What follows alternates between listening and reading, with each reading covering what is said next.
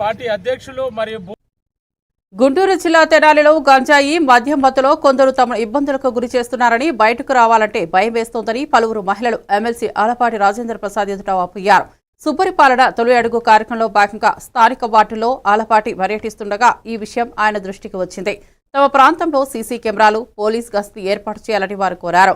ఆలపాటి సమస్య పరిష్కరిస్తామని హామీ ఇచ్చారు. ఈ కార్యక్రమంలో టీడీపీ నేతలు, కార్యకర్తలు, నాయకులు పాల్గొన్నారు.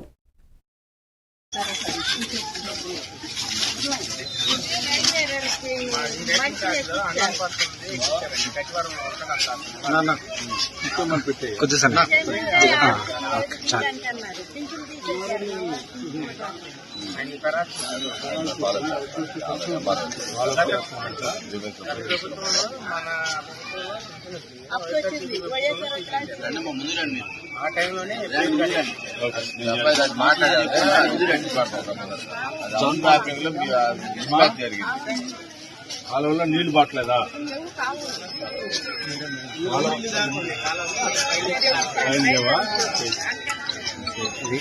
సమస్య చెప్తున్నారు. కాలువలు అనేది ఒకటి ఎక్కించు, ఈ పెన్షన్ ఎక్కించు. ఇదిగో